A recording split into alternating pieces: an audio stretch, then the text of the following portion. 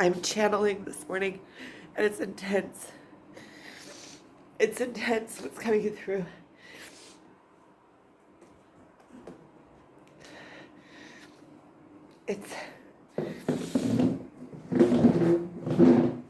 I'm seeing so clearly.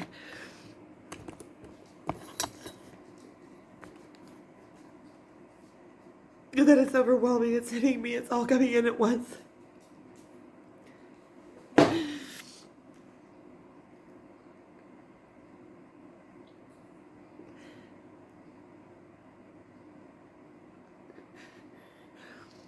I'm channeling about the Messiah. The Messiah is here. I see it, I see it, I've seen him, seen him.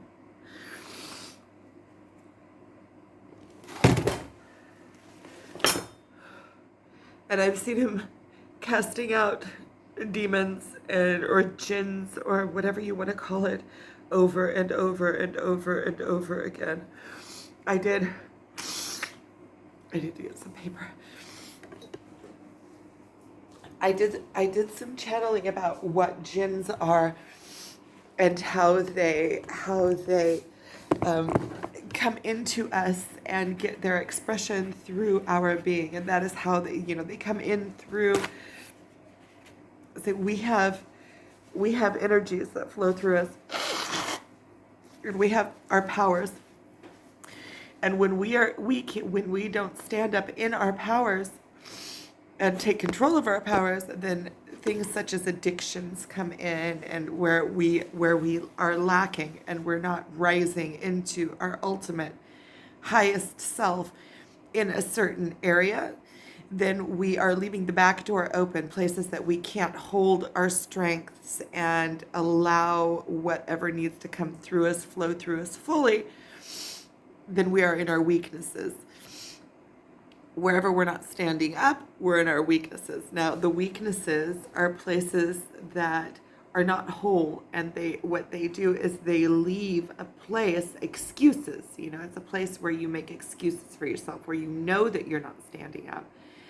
And in these places, we leave the back door open for these jinns or genies, or you could call them demons, you could call them the dark forces, you could call them entities. There are entities all around us living in our space that they can see us, but we can't see them. They live in the spirit realm. We can see them when we go into the spirit realm, or when we are channeling, then we can see them as energetic beings when we go into the energetic dimension.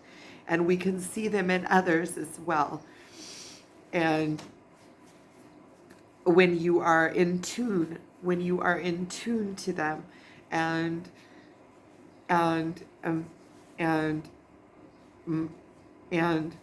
my twin is in tune to them, and he sees them from his childhood, just as I see people's halos, and I see people's energetic bodies. I can see it around them in a colorful way, and in that same way, he is able to see these demonic bodies.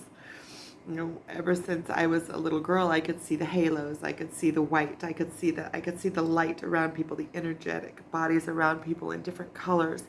And as I grew, I kind of lost it because I wasn't focusing on it. It's like looking at life through a different lens. You have to really. It's like changing your focus from looking at the 3D objects, and it's changing it into being able to see things through an energetic field. So it's still, you can see with your eyes, but you're seeing something else. And my twin, he has the same thing, only he sees the darkness, the dark powers, and the demonic beings. And these demonic beings come in, and I guess you would call it like possess, but it's a possession. They come in and they take possession of the places that we're not standing in our strength, where we allow, because because in these areas we can't, not that we can't, because all of the strengths, all of the powers that we're giving, we can if we stand up in our power. But it can be difficult to stand up in our power, because then you have to be straight. You can't you can't make excuses for yourself. You have to be out there and full confident and bring your powers into being, which is owning them completely. And in the places where you don't own them and you don't allow them to go through you as a purity, these pure energies, then you are standing in weakness, and you're making excuses for yourself, and you're allowing addictions. Addictions is also a sort of spirit that comes in that takes over these parts of you, and you're allowing these Jinns to come in and take hold. And many of these Jinns come in as early childhood.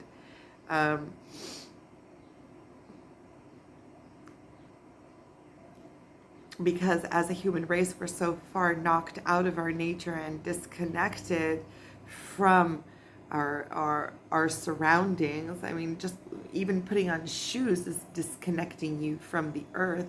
We're disconnected from our food, from where our food comes from, and the animals, and the animals' pain. If we're eating animals, we're eating animals' pain, and taking advantage of animals for their milk, and their, just making them slaves to the food industry. Not all life is precious.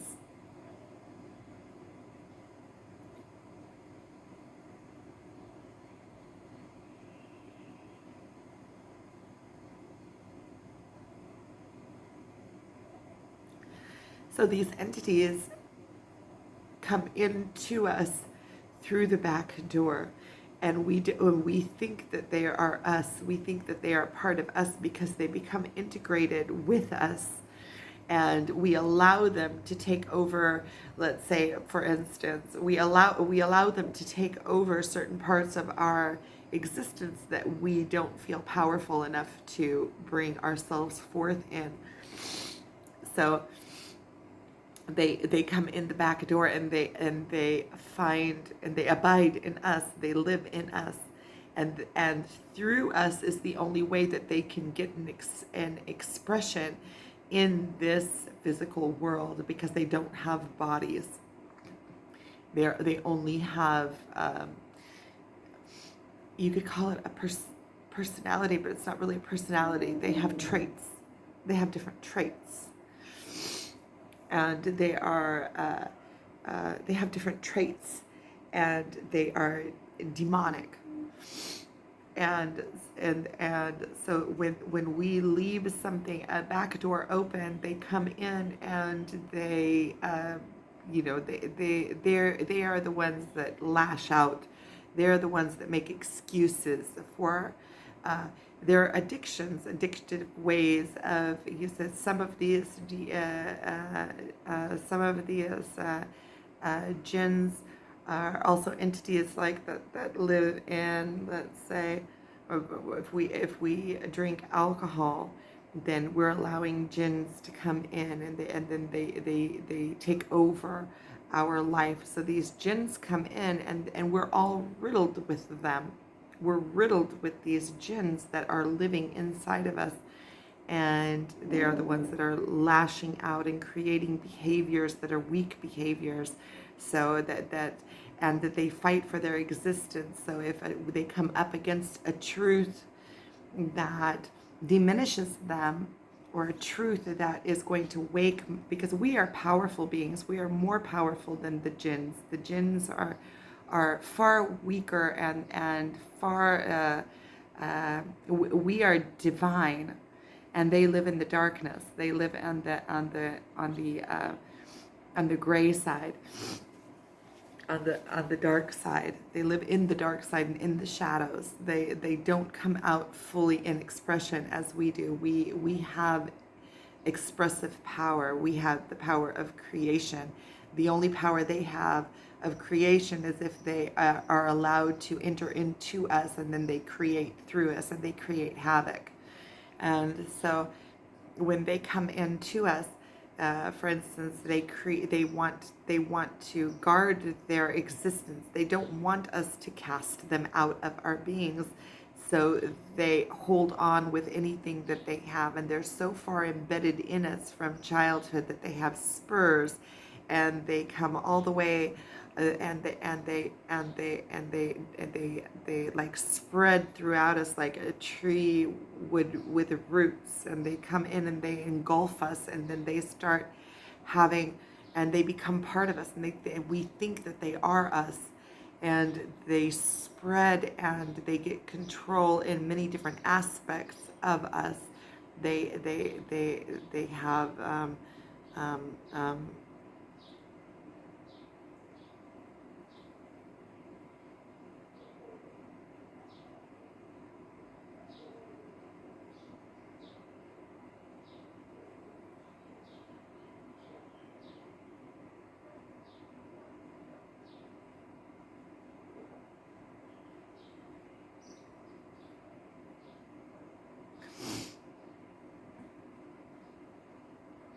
they start affecting all the different aspects of our life, and they become part of our personality, and we do not know how to behave without them when they are embedded in us for so long. And when you start realizing that, when you start wanting to gain and living in weakness and being riddled with these demonic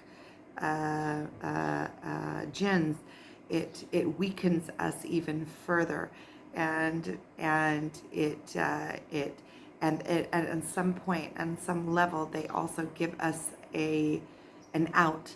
They give us an excuse to behave in certain ways, or it's like they are an addiction. They become your addiction, where they also become your automatic way out of not having to stand up in your own power. So when they enter into you, they guard their existence within you, and whenever something comes up against them and shows a mirror to them, they fight back, and they fight, the way that they fight back is through you, and it becomes like an automatic because they're guarding their existence. So if somebody comes up and threatens your way of thinking, then they straight away allow you to lash out, and they protect that existence to where you won't even question. And it becomes such an automatic that most lives are spent with these jinns inside, and until you go on to, death separates you, death of this body, yeah. Death of this body separates you. The jinns go back into the ether, and so do you. And then you separate, and then you become your true, divine, individual self without these jinns. But this body can hold multiple entities in it, because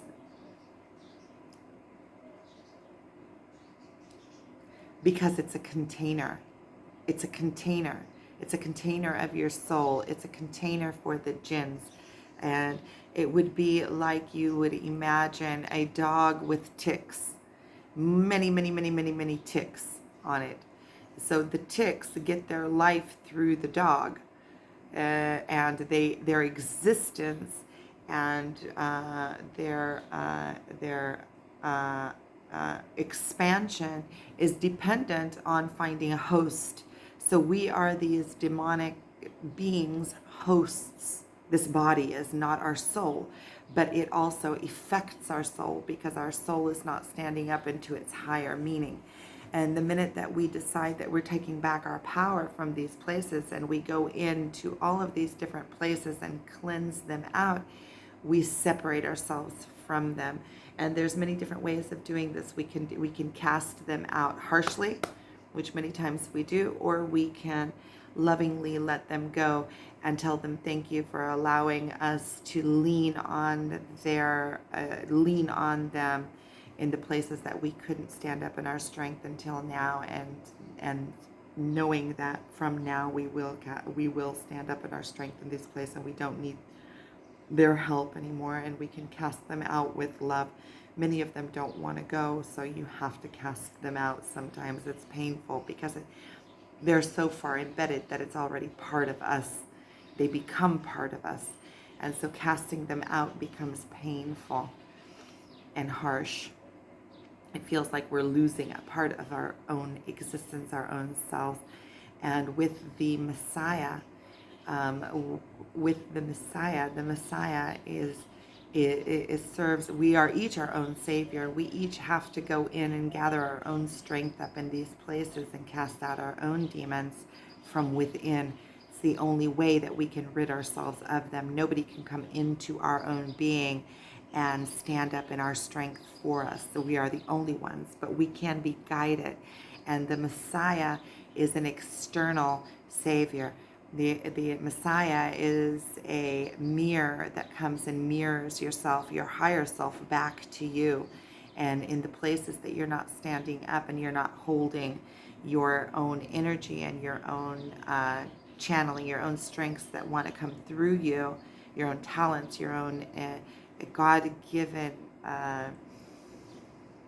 attributes that you were brought here to express. In these places, you have to stand up and hold on to the power. And in the end, the Messiah is a reflection of that. He can come in and show you. I'm saying he because I truly and honestly believe that my twin flame is the Messiah and of this generation, and that I've seen it. I've seen the miracles happening around him over and over and over, and I see the miracles happening around him within myself and with my family members that are close to me and with all of our friends. I see it. When you reflect back to somebody the demons that are within, and they are able to see those places because of the cleanse, because of where he is and how he can see the demons that are inside of somebody, reflect them back to the person, then the person's higher self wakes up and realizes, oh, wait a minute. And maybe they don't understand that it's demons in there, but they do understand that they're not standing up in their strength and in their power in these places. And as they stand up in their strength and their power in these places, the demons are cast out. That's part of the, you can't have the demons when you're standing up in your full power. So by standing up in your full power, you are casting them out, and that is like an automatic. It happens. It's like an after effect. It's the effect of standing up in your power. So when you stand up in your power, you are saved. Your soul is saved. Your strengths are saved. You stand in your own power, and you are casting out all of the demons that are within you. And so you're winning twice.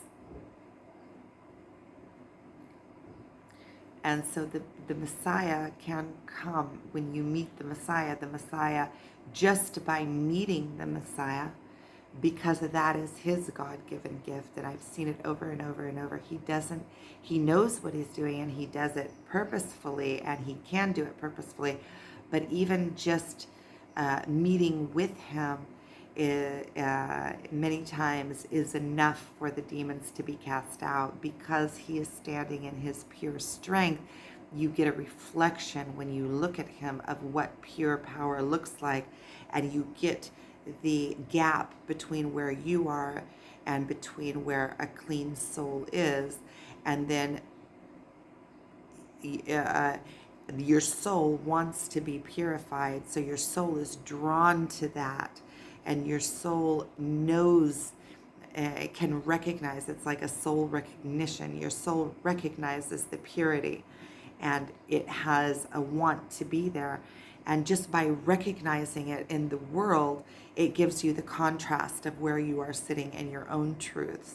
And it shows you the places that you are not standing up in your true and higher self, just in that. So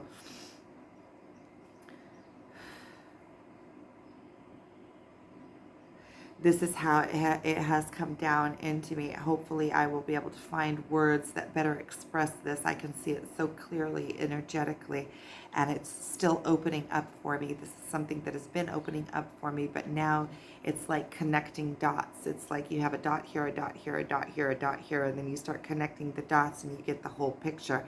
So I am truly starting to see what what possession is all about. When they're talking about possession and casting out demons, it is real. It is absolutely real and true, and the demons are the ones that keep our eyes closed to it because they want to get existence, and it gives us an out where we don't have to stand in our full power, because it can be difficult um, to stand up in your weaknesses and stand up and to your righteousness. You have to give from yourself. You have to create new habits. You have to believe. You have to forget everything that you were ever taught and be taught anew.